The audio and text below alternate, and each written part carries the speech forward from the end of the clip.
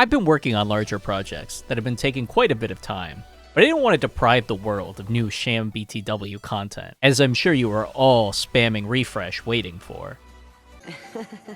But with the Mega Man Battle Network Legacy Collection just releasing, I thought it'd be a good time to make a video about them. There's so much to talk about with these games, the unique gameplay, the die-hard PvP scene, or perhaps the lasting impact they've had on Capcom. But no, I want to talk about probably what is the least discussed aspect of these games, the storytelling. Now, there are tons of unique and memorable aspects to the stories throughout these games.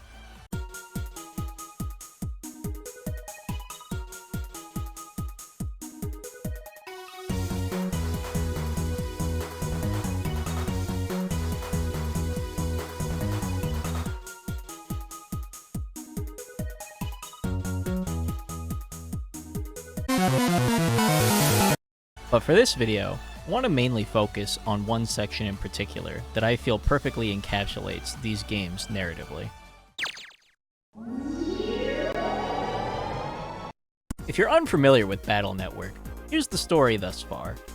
We play as Lan, an 11-year-old with an absent father who saves the world constantly because the government is incompetent. I guess that last part makes sense. He does this with the help of Mega Man, his AI companion, who thanks to some cyber necromancy is also made up of the spirit of his dead brother, Hub. So throughout the second game, Lan has been combating, all these gospel music fans or something. Doesn't sound right. Oh, the Gospel Net Mafia. That does explain everything. This game actually paints these guys as pretty intimidating. After the failure of the first boss to kill your friend with poison cotton candy, they blow him up with a briefcase bomb. And this is just the start of the game. From here on, another member tries to blow up a dam and drown everyone, including himself, but he somehow planned to be the future next leader of Gospel. For the high IQ this guy claims to have, not sure what his endgame was. Next, a paid assassin kills a foreign nobility, causing a collapse of a whole nation. Also, Cutman is there? So with this huge threat looming, the officials, basically this world's police force, calling a meeting to discuss how to combat Gospel. So of course, because our dad is always working, and our mom has to do, I don't know, laundry? This poor kid only gets one outfit. But we're going to lands unknown, all by ourselves. But hey, what's the worst that could happen?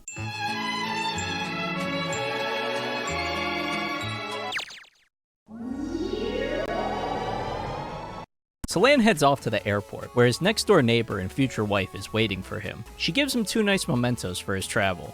No, not that kind. But be sure to check out Mega Man Battle Network Chrono X, link in the description below. But she gives you a chip for Roll V2. In traditional RPG language, this is like a summon, as well as a wireless adapter for his pet. The pet is a smart device Lan uses to go onto the internet. She gives us this wireless adapter because it's our lucky item on our horoscope. Silly mail, that's a sin! This of course dooms us to a terrible time from here on out. And not but seconds later, Mega Man is ripped away from Lan due to security concerns from Gospel. They could be out there, you know, which is fair enough. Sure, Lan probably could have shown them the email summoning him to the Super Cop meeting, but he's 11 and his best friend is being ripped away from him, so him going full iPad kid makes sense. Of course, when it rains, it pours. Walking up to the departure gate, Lan immediately is fleeced of all his zenny. However, a rival character, Eugene Chod, does us a solid. With his high-level official clearance, he's able to get Mega Man back for us. Just in time to tell him that we got robbed. The plane is about to take off though, so there's no time to hunt down the thief. But as a consolation prize, we can win a Canon asterisk from the quiz. Landing. The game actually takes the time to point out that there's a different language being spoken, and the translation program has to be used to communicate with locals. Fortunately for Lan, this dastardly pilferer was also on the same flight, and you can confront him. Overcoming his virus onslaught, he relents and gives you your money back. When exiting the airport in this foreign land, a friendly stranger offers us a ride into town. So kind of him. Maybe things are finally looking up. Oh. Hey kiddo, you wanna live? You'll give me all your chips!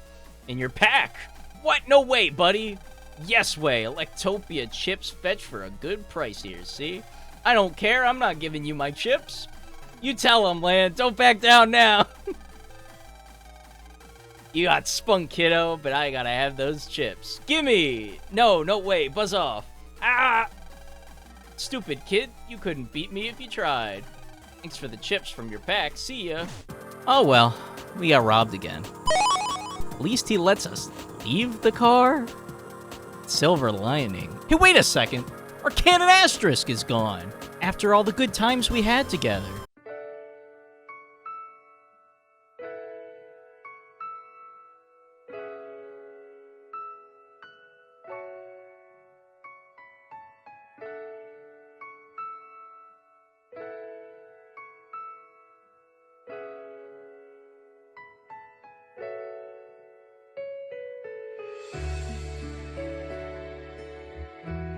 Wallowing on, Lan finds his hotel room. Once inside, he is less than satisfied with the accommodations, and somehow all of his misfortune is Mega Man's fault. So, the dynamic duo breaks up once more, with Lan hitting Mega Man with one of the most scathing insults. Good riddance, Mega... Boom! Lan roams the town to clear his head and runs into Higsby, a chip collector and owner of a local shop in his hometown. He lays into Lan for being so harsh to Mega Man, saying that what they've been through does not excuse abandoning Mega Man. Lan relents and goes to apologize. Unfortunately, while he was out, someone broke into Lan's room and stole his passport. We're now on robbery number 3. Oh, wait a minute. What's this? Oh, I won! Oh, I did it! I knew I could! Oh, man! Oh, well... First and foremost, I gotta thank God. You know, without him, I wouldn't be here. Reinvigorated from winning this prestigious award, and our heroes being reunited, they hit the streets to look for clues. The search leads them to an older gentleman who claims to know everything that goes on within this town, and gives them the name of Jim, a young man who has knowledge of these sorts of dealings.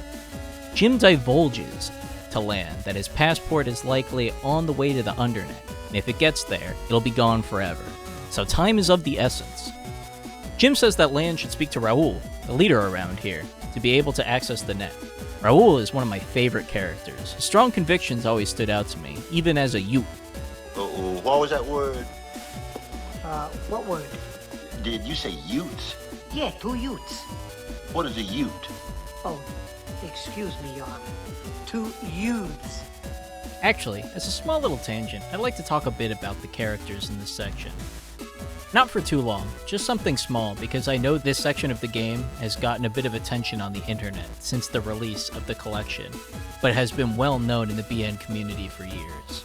Without beating around the bush, the characters say things that could be perceived as offensive to a sensitive audience. However, I think it's important to look at what these characters' roles are in the story. See, think about it. Things have largely gone wrong for Lan thus far in his visit, but who are the people who start helping Lan? It's Raul and his clan, made up primarily of minority characters. To me, the actions of help and support shown to Lan by this group far outweighs the silly dialogue about a chicken salesman being thankful to God that he has chicken. It might not be in line with modern sensibilities, but I'd argue that's not always a bad thing. The point is, I hope you can see these characters for more than just the one-dimensional way they're portrayed through screenshots. But that's enough of that. Let's get back to finding Lan's passport. So back to it. In Raul's clan, respect is earned, and there's no better way to do it than in combat. Defeating him, Lan and Mega Man gain access to the net to continue their search.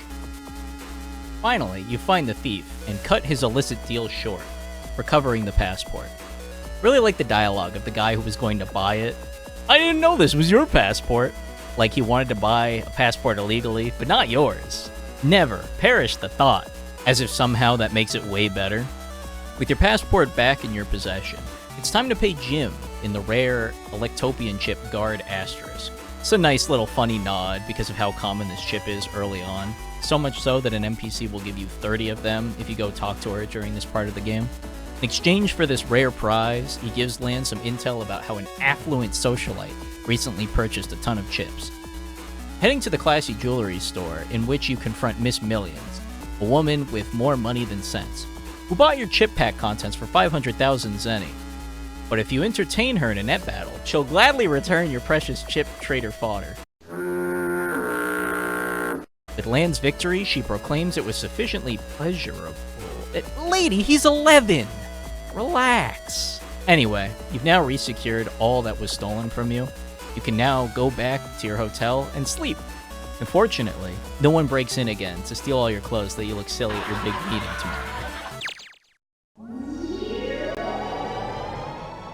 Waking from the safety of slumber, the second day of staying abroad starts for the Hikari boys. Lan heads over to the castle where the meeting will take place, in which I'm sure nothing else will go wrong. Mail! For what it's worth, the meeting actually starts out on the up and up. Everyone introduces themselves. We've already met Chad and Raoul. Along with them are net-battling beauty Jennifer.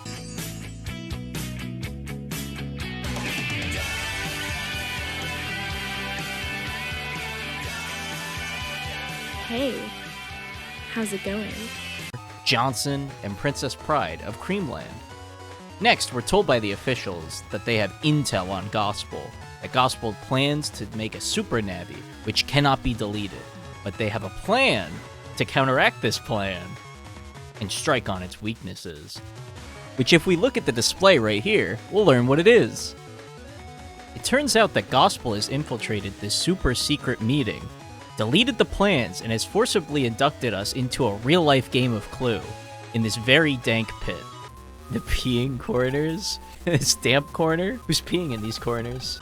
This dungeon is great, and I mean that both in the video game meaning as well as the literal dungeon that we're in. The devs did a really great job selling how danger is around every corner, both in the real and cyber worlds. As Lan makes his way through the dungeon, each of his crewmates gets picked off in gruesome fashion. All the while, Mega Man is relentlessly hunted by hostile programs inside the dungeon comps, and then the music that plays here just ties it all together. Mwah! That's some aesthetic right there. Finally, the wireless adapter Mail gave Lan comes in handy. How fitting that we're surrounded by flames when it does, just like Mail will be for her transgressions. Cut these with your left hand. Uh-oh. Uh-oh? What? What uh-oh? I don't know about this trip. Better bring her back a Bible as a souvenir. With this last trap disabled, the only remaining two meeting participants left seem to be Lan and Chad. Could Chad really have been the turncoat? Obviously not. They're being duped. Chad completely buys this though, and he's sure it was Lan in the castle with the candlestick. So sure that he goes to delete Mega Man. Of course, he falls short. Only after the fight does the pile of ash formerly known as Raoul speak up. He says that we were all duped. Princess Pride was the gospel agent. Wow. I can't believe it wasn't Johnson with the rope. Lan goes to confront Pride and her Navi Nightman. With the jig up, Pride admits she was the gospel agent. After defeating her, she's hauled away. Regrouping with Chad, he reveals that Creamland was one of the first nations to pioneer net technology. But as it advanced, Creamland fell to the wayside. Instead of Pride simply being a mustache-twirling evildoer, the game takes the time to explore her motives.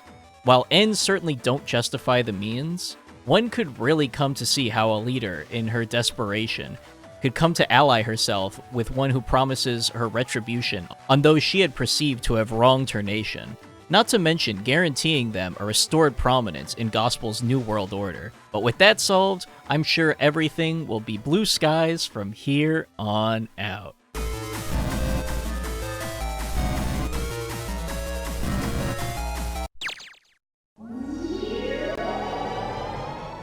Finally, it's time to go back home.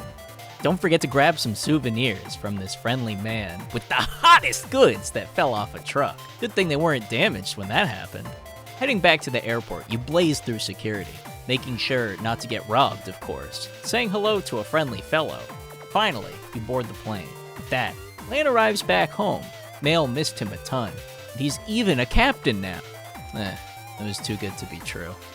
Can't escape that easily. After scarfing down a lot of airplane food, Lan has to go to the bathroom. What's the deal with airplane food? While in there, he overhears the flight attendants talking about a menacing spider on board. Came out of a passenger's bag. All of a suddenly, an horrible spider with red eyes and no nose. Lan quickly goes to discuss the spider with a bug expert, which just happens to be on board. How fortuitous! He tells Lan that sounds like the red-eyed woolly spider. This spider is very poisonous and must be caught ASAP. Just then, a scream rings out. The male flight attendant was bitten by the spider. Is anyone a doctor? Yes! I'll go get her. With the doctor on the scene, Lan is free to pursue the spider. The bug nerd tells us what we'll need to catch the spider. Stick, string, some sort of container, and whiskey. First three come pretty easily, but the whiskey, well, we're just some 11-year-old kid. Can't just order that. Fortunately for us, the rapper in first class had some, but he thinks we're closer to breastfeeding age than drinking age. He's a fair guy though. If we can spit a quick 8, he'll let us get our sip on.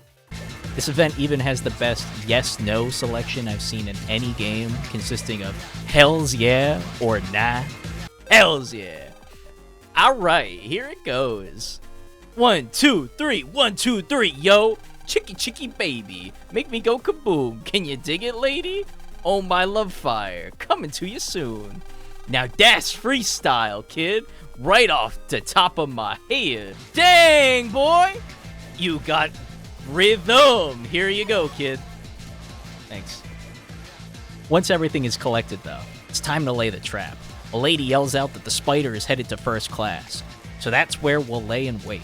Spider come. And like that, it's caught.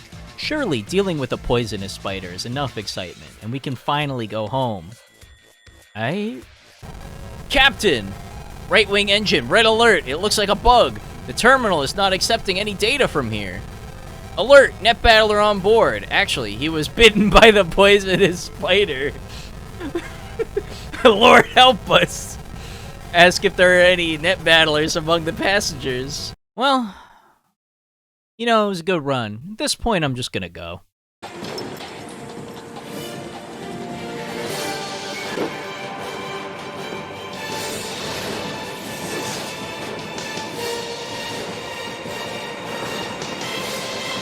If only it were that easy. No, we have to fend off another attack from Gospel. Disgruntled Gauss Inc. CEO, Gauss Magnets, who joined Gospel to get revenge on society, which he felt had constantly dealt him the short end of the stick and is rotten to the core. You have to jack in to stop his Navi, which you'll never guess the identity of. A guy named Magnets. You know, you have to reverse the magnetic pole inside this comp. Clearly it's Gutsman when seen from above. You defeat him, and as a true gamer, he pulls out the harsh language when he loses. With that, your nightmare of a vacation is finally over. Now that we've made it through, you might be wondering why I think such a ridiculous chain of events is peak writing for a franchise. Well, it's simple. The over-the-top presentation helps to soften the serious topic for a kid's game, without completely defanging it. Battle Network often wraps up serious narrative premises into silly situations. Here's a few examples. A scorned apprentice taking control of lions to take revenge for having his net battling skills removed.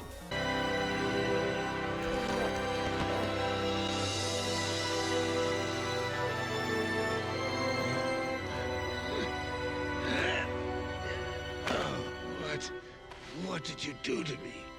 I took away your Net battling skills. Or how about vehicular accidents, or Kool-Aid, or a hostage situation?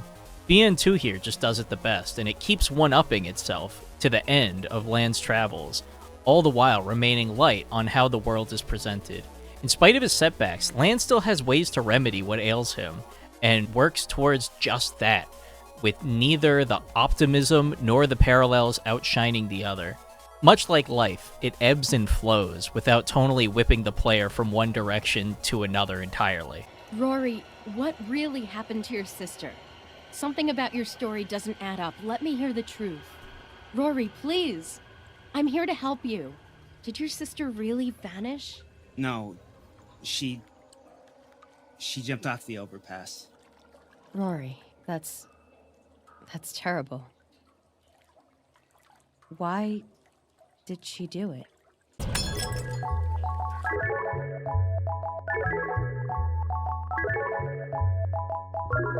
Lemonade. Lemonade. Right, like that. But let's look a little deeper at this. On face value, Land's travels start very bleak. Being robbed, meeting didn't go how you planned, life threatened, plane issues, and ultimately being alone. For those who have traveled to an unfamiliar place, this feeling of isolation the game presents is very relatable. These are real concerns one might have or even experience while traveling. The game does even better on balancing this apparent harsh tone with comical aspects of dialogue characters use, or how silly it is that Land gets robbed 3 times, ultimately making a compelling narrative without bringing the whole tone down into downright depressing territory.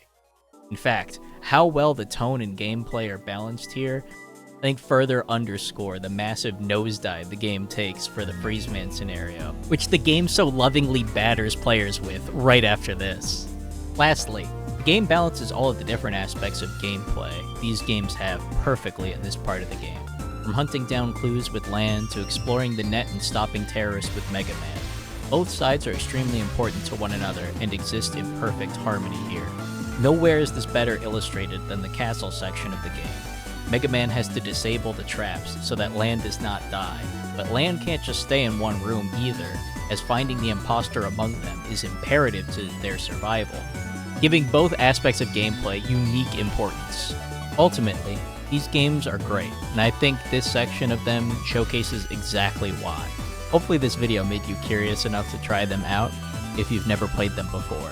They really are a diamond in the rough of Game Boy Advance's library. If you do want to check them out, the Legacy Collection is available on Steam, Switch, PS4, and 5. Thank you all so much for watching to this point. Please don't forget to like, subscribe, share, and comment a robot emoji. I also played through this game on my stream on Twitch, link in the description. See you all next time. Later.